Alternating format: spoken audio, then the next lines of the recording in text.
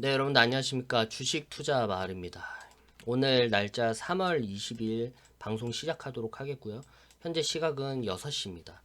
오늘 여러 가지 자료를 찾느라고 제가 방송이 좀 늦게 됐고요.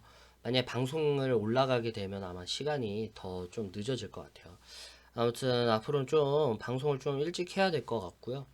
오늘 자료 많이 찾았는데 여러분들 끝까지 방송 시청해 주시고 이제 좀 방송을 끝까지 들으시면 도움이 많이 되실 거라고 생각합니다. 오늘 주식시장 반등 폭이 나왔습니다. 반등 폭이 나왔고, 전일 마이너스 8%까지 급락했던 주식시장이 금일 7%대까지 급등을 했습니다. 이게 어제도 말씀드렸다시피 되게 비정상적이다. 지금 주식시장이 되게 비정상적으로 흘러가고 있어요. 지금 시장인 분위기가. 그래서 뭐 하루에도 8%, 하루에도 플러스 7% 이렇게 올라가고 내려간다는 게 상식적으로 지금 주식시장이 그 기능을 하고 있지는 않은 것으로 보여지고, 단순한 그 투기와 그리고 단순한 그 투자 심리에 대한 완전한 이 냉각으로 인한 또 투매와 투기가 현재 계속해서 반복되는 시장이라고 생각을 합니다. 그래서 오늘 이제 7%대 급등을 했는데, 금일 한국 증시의 반등 원인 좀 살펴보도록 하겠고, 지금 현재 각국 시장 상황이 어떠한지에 대해서 팩트를 체크해 보도록 하겠고요. 금일 주식 투자 마을에서는 역발상 투자를 진행을 한 상태입니다. 그래서 이런 장밋빛의 전망으로 인해서, 또한 오늘 같은 7%의 급등 가운데서 상승 포지션을 취하지 않고 또 다른 방법으로 역발상 투자를 했던 게 왜 그렇게 역발상 투자를 했는지에 대해서 방송을 통해서 짧게 설명을 해드리도록 하겠습니다. 우선 여러분들 방송을 끝까지 참고해 주시면 감사하겠습니다. 오늘도 자료를 좀 여러 가지 찾아봤는데, 일단은 살펴봐야 될 게, 일단 제가 오늘 뭐 치료제라든지 백신이, 이제 코비드 19이 지금 막 장밋빛 이제 이런 것들이 계속해서 나오고 있어요. 이제 코로나에 대한 치료제, 백신들이 이제 서서히 나올 거다. 그래서 그거 먹으면 이제 이 모든 것들이 한 방에 종식된다. 주식 시장이 이제 급등할 수도 있다. 뭐 어떤 또 사람들은 4월 달부터 종식이 돼가지고 이제 주식 시장이 그동안 잃었던 그 모든 금액들을 다 회복을 할 수 있을 거다. 이렇게 보시는 분들도 많은데, 왜 그렇게 보시죠?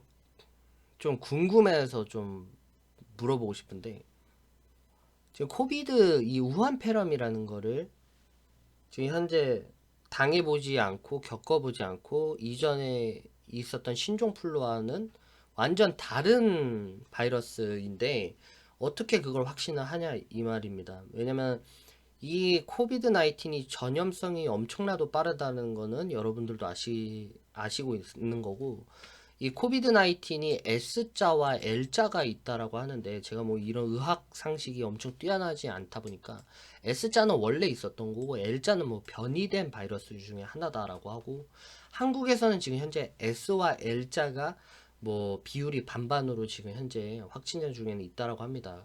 근데 뭐 L자가 뭐 감염성이 더 많다 이런 얘기도 있기도 한데, 변이된 거라서.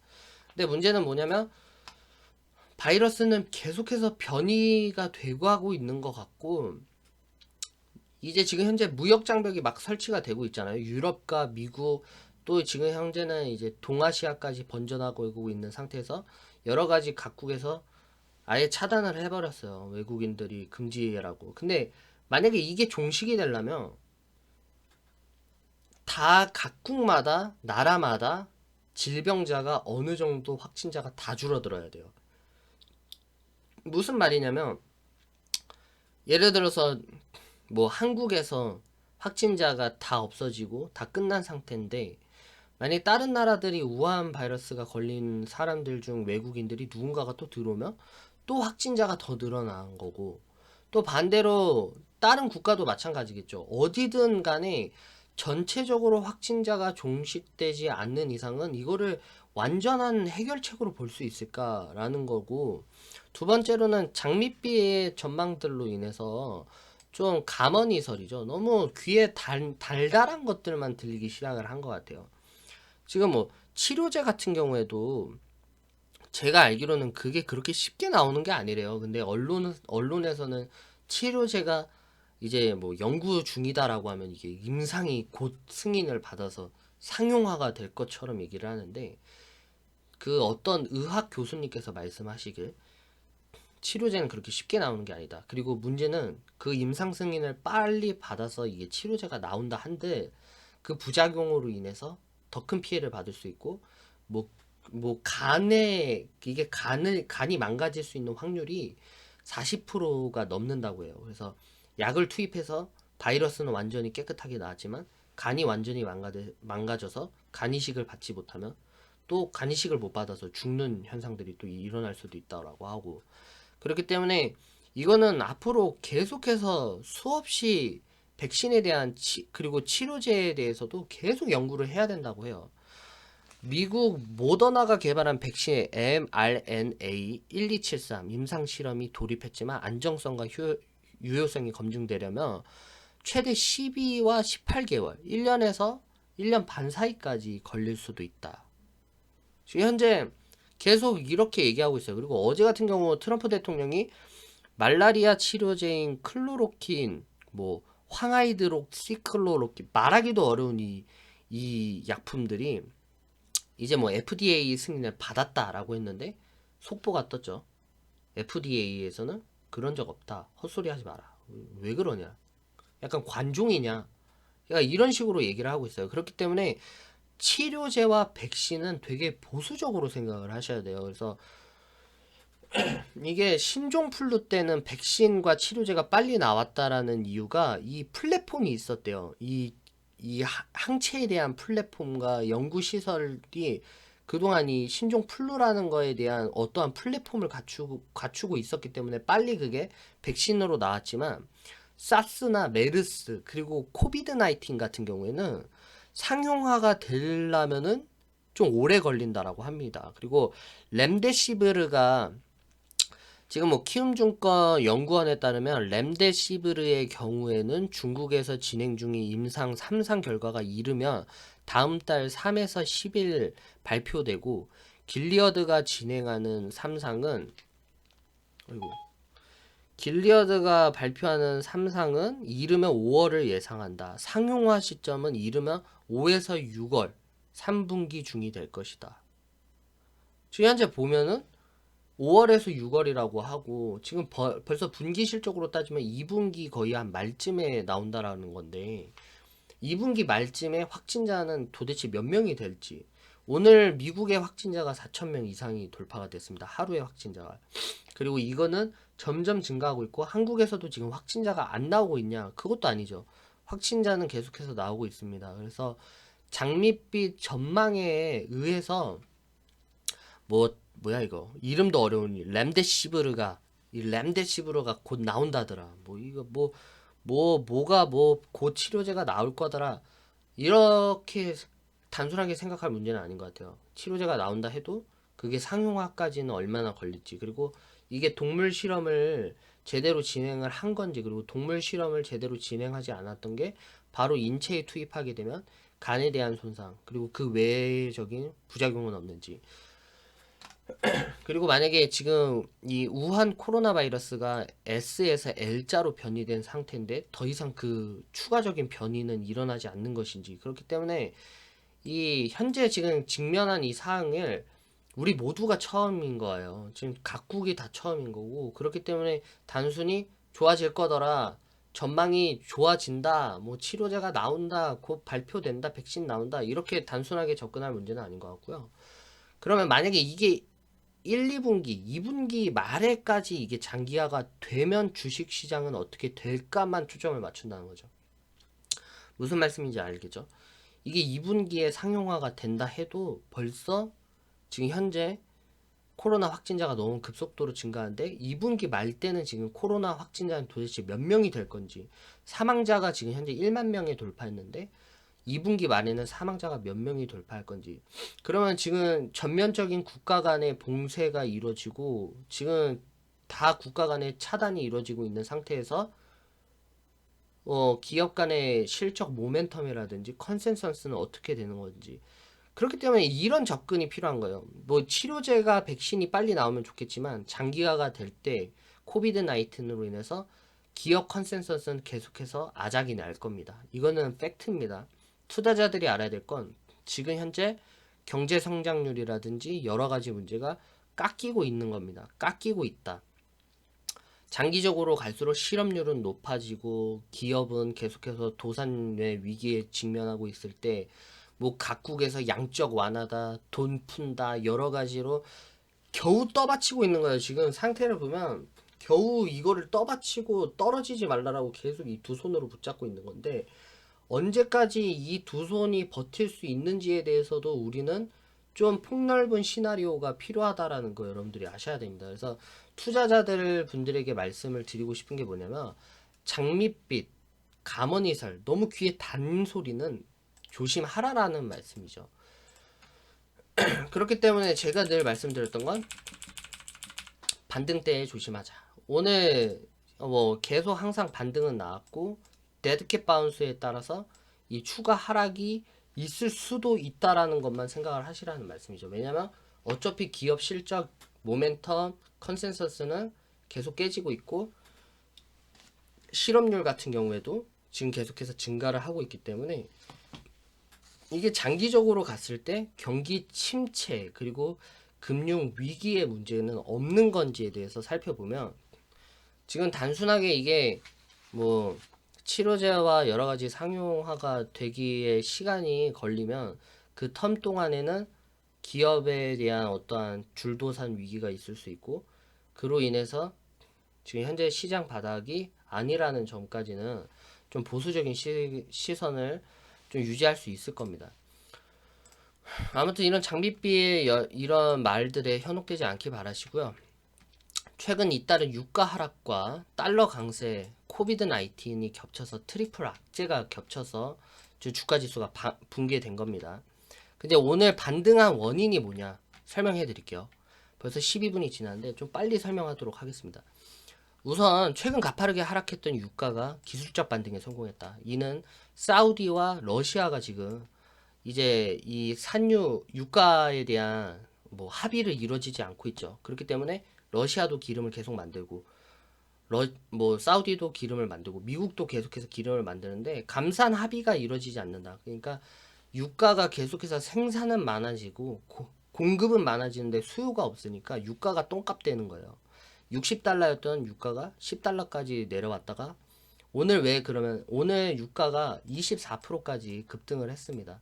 유가가 24% 급등했기 때문에 이게 왜 급등했냐면 미국이 어제 외신 보도 소식에 전해지면 유가 전쟁이 종식되는 거 아니냐 이런 말을 했어요. 이게 왜냐면 전일 사우디아라비아와 러시아 사이에서 미국이 개입한다는 외신의 보도 소식이 전해지면서 유가 전쟁이 종식되는 거 아니냐라는 얘기가 나오면서 유가 그럼 지금 바닥대로 바닥인데 지금 다 매수하자 이런 저가 매수가 계속 유입되면서 유가가 반등에 성공했고 그로 인해서 그동안 우려했던 이런 문제들이 좀 완화되는 거 아니냐라는 게 투자 심리를 좀 완화시켰고 월스트리트 저널에 따르면 트럼프 행정부가 사우디가 당초 원했던 수준으로 석유 생산량을 다시 줄이기 위해 외교적 노력을 기울이고 있다라고 발표를 했다. 이제 미국 트럼프 대통령 대선 이제 재선 다가오고 있는데 아마 그런 걸로 인해서 어느 정도 좀 국가적 이런 이 위기 대처 능력을 좀 보여주기 위해서 좀 움직이는 것으로 보여지고 그래서 이렇게 해서 유가가 조금 반등했던 것도 오늘 이제 국내 증시 반등 요인이고 그동안 가파르게 상승을 했었죠 달러가. 근데 여러분들 알다시피 주식시장에서 달러 강세는 악재예요. 왜냐면 달러라는 것 자체가 안전자산이잖아요. 안전자산인데 위험자산인 주식이 이 안전자산인 달러와 위험자산이 있는 주식이라고 생각해 봅시다. 근데 달러가 계속해서 올라가요. 사람들이 금융위기다 해가지고 달러 사자, 달러를 사놓자. 그래서 달러를 계속해서 삽니다. 뭐를 팔고? 주식을 팔고 달러를 계속해서 사기 때문에 주식 시장에 있던 이제 공급망들이 계속해서 달러 시장으로 넘어가는 거겠죠. 그렇기 때문에 주식 시장에서 달러 강세는 되게 주식의 유동성을 확 빠뜨리는 엄청난 악재 리스크로 작용이 된다라는 거죠. 근데 그동안 그게 달러가 강세를 이어왔었어요. 그동안은. 그래서 계속해서 주가 지수가 빠진 것도 있었는데 어제 전일 저녁 급하게 한국 정부가 미국한테 통화 스와프를 체결했다는 속보가 들렸습니다. 그래서 600억 달러, 70조 가량을 사들여 온 거죠. 높은 비율의 이자를 주고 이제 70조 원을 사들였기 때문에 외환 보유액이 많이 늘어난 상태입니다. 그래서 달러가 단기적으로는 이제 안정을 찾고 달러가 이제 시장에 공급이 많아지다 보니까 그동안 올라간다라는 그 수요를 잡았고 그래서 지금 당장은 달러 값이 좀 진정세를 띄었다라는 것도 오늘 주식 시장이 반등했던 요인 중에 하나다. 그래서 이 두 가지 때문에 오늘 주식 시장이 반등한 겁니다. 이건 팩트고 그렇다면 이 달러 안정, 국내 증시도 안전할까?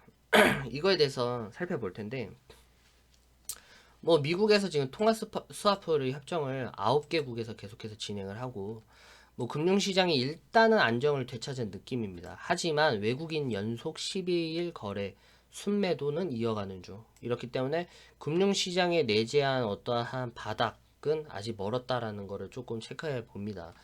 그리고 오늘 새벽에 아마 이것 때문에 조금은 한층 좀 미국 증시가 좀 급락했다가 조정을 받지 않을까라고 생각하는데 미국 트럼프 대통령이 급해요. 지금 급하고 뭐 말라리아 치료제로 쓰이는 클로로킨 아까 말씀드렸던 것이 코로나 19, 이 코비드 19의 치료제로 사용을 승인했다라는 그런 말을 외신 뉴스에서 했는데 FDA는 이를 부정했고 도널드 트럼프 관종 아니냐 항상 말을 조심해라 라는 말을 얘기를 했기 때문에 이 승인되지 않았다는 걸 승인됐다라고 얘기를 해서 그 투자에 대한 상실감으로 오늘 매물이 좀 쏟아질 수도 있을 것 같고 그리고 확진자가 계속해서 늘어남에 따라서도 매물이 계속 쏟아져서 나올 수 있기 때문에 바닥은 어디라고 확답을 못한다. 그래서 기술적 반등에 늘 조심해야 된다는 거 말씀드리고 싶습니다. 달러 강세 이대로 끝이냐? 아직은 잘 모르겠습니다. 지금 같은 경우에서는 일단은 살펴봐야 될 게 지금 8주간 코비드 19으로 인해서 세계로 이 코비드 19이 확산되는 사이에 약 70조 원의 규모의 자금이 신흥국 주식과 채권 시장에서 빠져나갔다라고 보도를 했습니다. 월스트리트 저널에서 약 8주 동안에 70조 원의 규모가 증발이 된 상태예요. 그러면 8주간에 70조 원이 증발을 했는데 앞으로 그 코비드 19에 대한 백신이 뭐 1, 2분기까지 간다라고 가정을 했으면 지금 뭐 앞으로 더 10주 이상은 있어야 되는데 그러면 또 만약에 확진자가 늘어나면 70조 원 이상의 규모가 더 증발을 할 수도 있다라는 소리겠죠.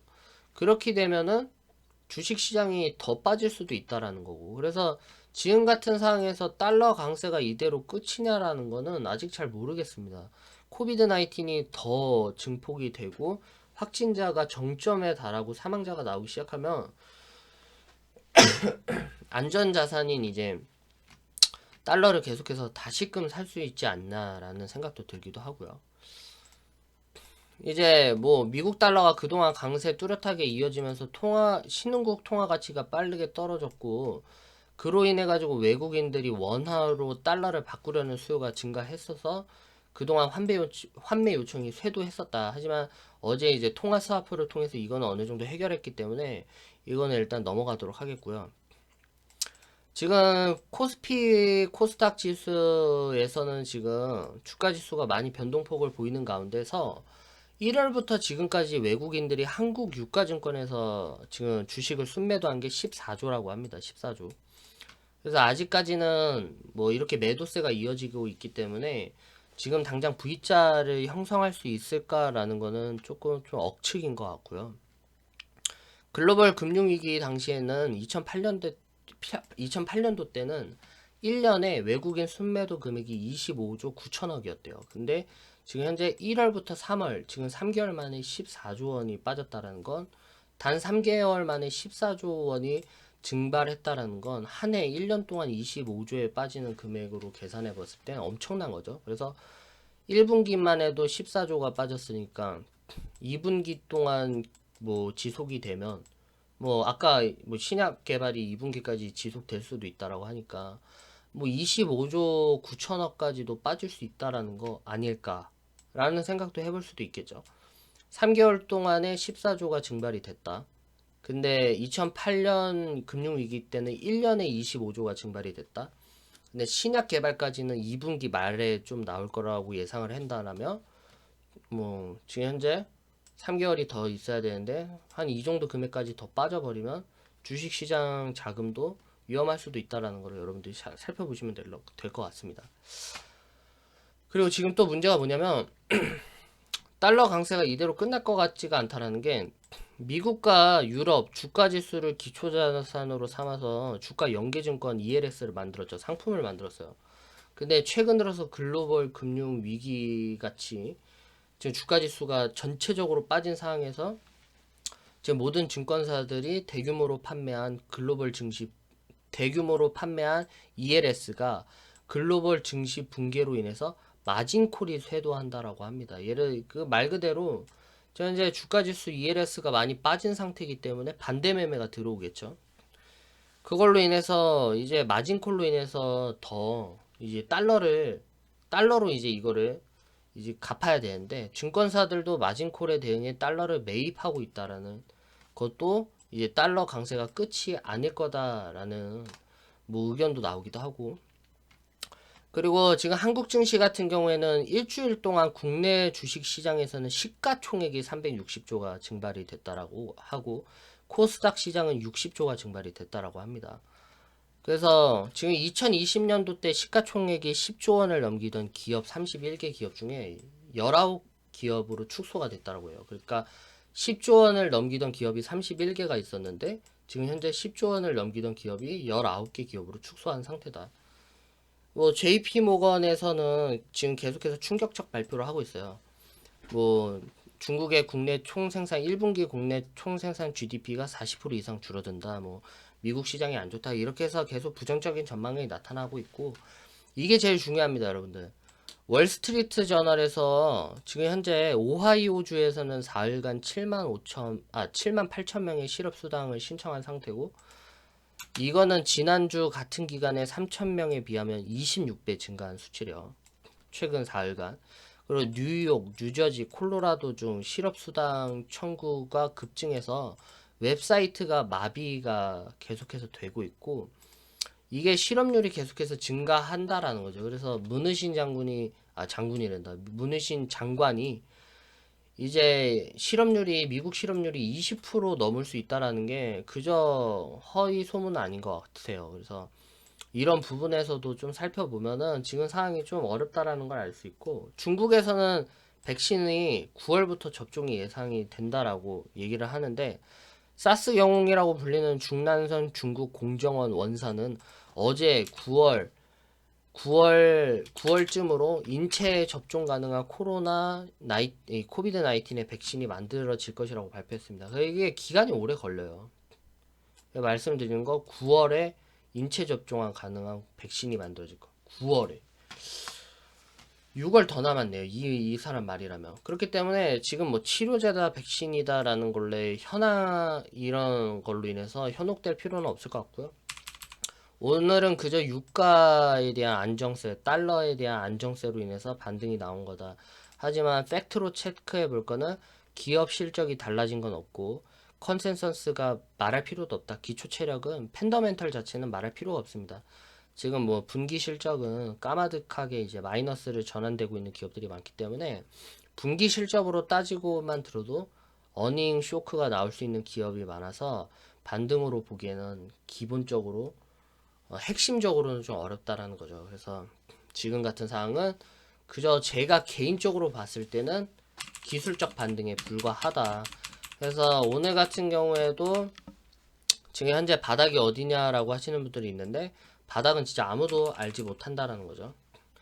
재수가 없으면은 뭐 증권사에 대한 그 보고서에 따라서 1100pt까지는 빠질 수 있다라는 거를 가정했을 때 지금 현재 고점 대비해서 30% 이상이 빠졌으니까, 만약에 그 시나리오대로라면 추가적으로 20% 정도까지 빠질 수도 있다라는 거 여러분들이 좀 주의 깊게 살펴보시면 될 것 같습니다. 그래서 오늘 같은 경우 이제 마지막으로 말씀드리는 게 역발상 투자를 지금 현재 진행한 상태입니다. 역발상 투자가 지금 어제 같은 경우에도 트럼프 대통령이 뭐 백신을 만들었다 했는데 그게 거짓말로 들통이 됐고, 시장 상황 분위기가 이게 정상적으로 흘러가는 것도 아닌 것 같고, 그리고 일단은 제가 이제 역발상으로 지침 드린 이유 중에 하나가 지금 현재 확진자의 속도입니다. 그래서 이탈리아가 확진자가 5,000명, 뭐 스페인이 600명, 독일이 1,300, 미국이 4,800, 프랑스가 1,800.